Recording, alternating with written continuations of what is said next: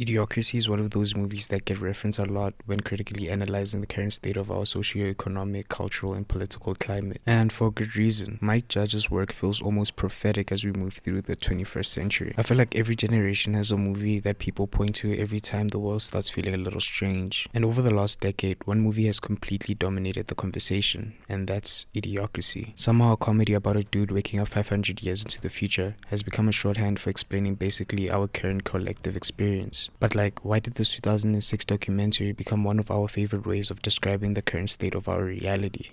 Okay, so to understand why Idiocracy has become such a cultural touchstone, we first need to understand what the fuck even is the movie actually about. The film follows Joe Bowers, a painfully average army librarian and a prostitute named Rita, who volunteer for a top-secret military hibernation experiment. Unfortunately for Joe and Rita, the experiment is abandoned, they're subsequently forgotten about, and the pair don't wake up for another 500 years. But when they do eventually wake up, they're greeted by a dystopian anti-intellectual society. Civilization had managed to evolve backwards. Buildings are crumbling, garbage everywhere, and basic infrastructure is barely functional. And the catalyst that erupted the downfall of society was not enough smart people robbing fronts. In this world, the US president is part professional wrestler, part reality TV celebrity, whose solution to everything is shouting louder than everyone else or singing condescending jingles to his crowd of unwitting supporters. The world's biggest corporation, Brando, has convinced the population that an energy drink is better for growing crops than water. And because no one ever stops to ask questions, the planet slowly drifts towards famine. And despite being completely average in his own time, Joe quickly discovers that he's the smartest person alive. On the surface, Idiocracy looks like a movie about stupidity, but that's never really what made it interesting. And that's probably why almost 20 years later, people still can't stop comparing the film to what they see outside their window.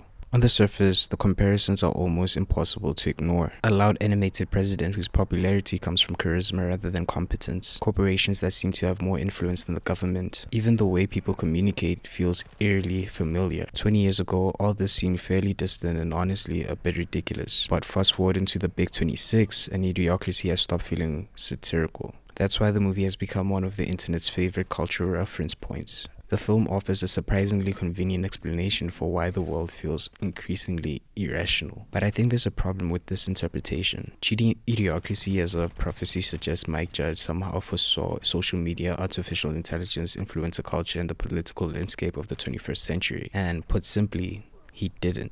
What he understood wasn't the future, but rather human behavior. More specifically, he understood incentives. One of the easiest mistakes to make when watching Idiocracy is assuming its society collapsed because everyone suddenly became stupid. That's what the movie is actually not about. Every institution in this movie simply rewards the behaviors that serve it best. Corporations prioritize profit over long-term consequences. Politicians prioritize popularity over competence because that's what keeps them in power. Entertainment is valued over education because it's easier to consume and infinitely more profitable. The people living in this world aren't making irrational decisions from their own perspective. They're responding rationally to a system that consistently rewards short-term gratification over long-term thinking. That's what makes the film feel so relevant nearly 2 decades later. The technologies may be different and the details definitely are, but the underlying incentives haven't changed. We still live in a system where attention is more valuable than accuracy, where engagement often matters more than expertise, and where success is frequently measured by visibility rather than value. Viewed through that lens, Idiocracy stops looking like a prediction of the future.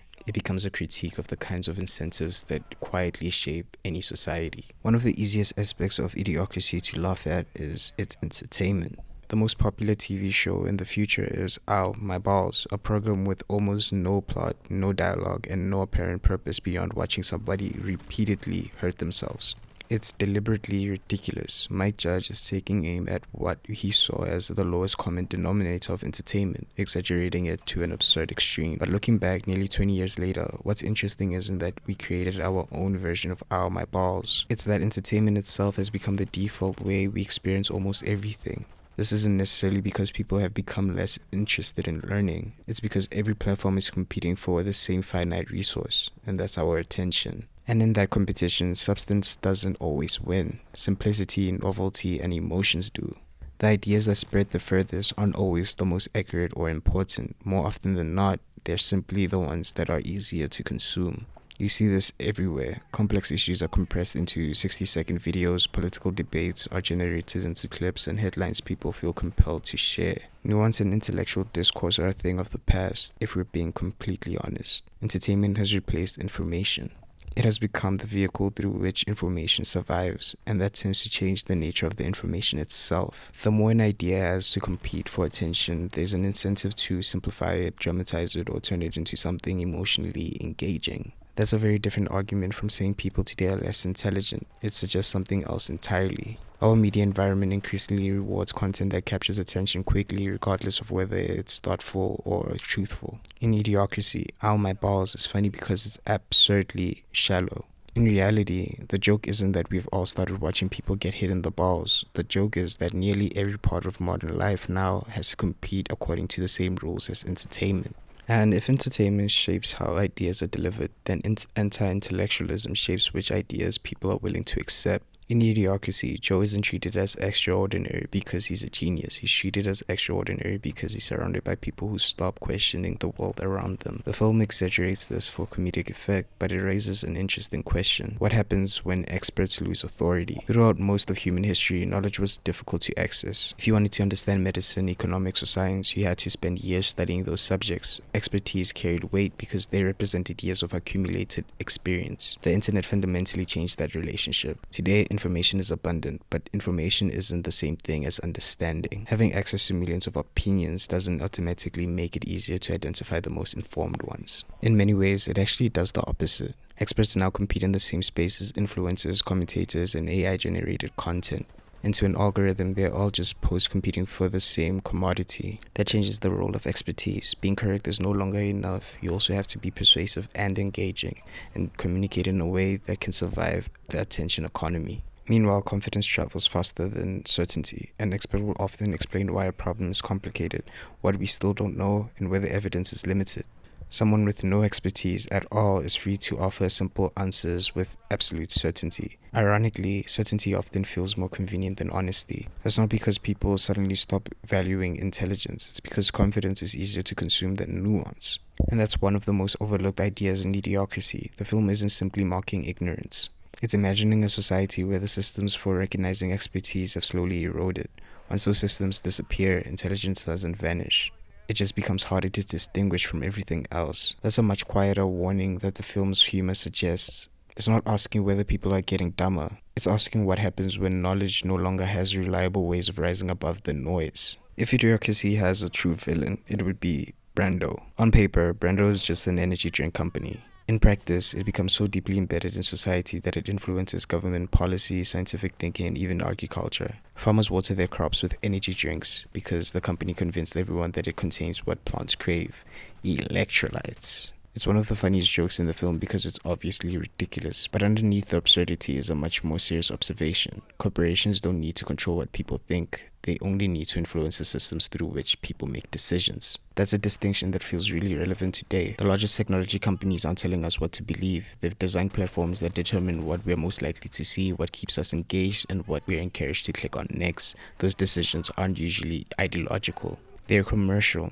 The longer we stay, the more adverts we see, the more content we consume, the more valuable the platforms become, which means the algorithms aren't optimized for the truth. AI only accelerated this process. For the first time in history, content can be produced at a scale that's almost unimaginable just a few years ago. Entire social media accounts now exist with barely any human intervention. It's not simply about bad AI-generated content. It's content produced with volume as the priority and value as an afterthought. The goal isn't necessarily to create something meaningful.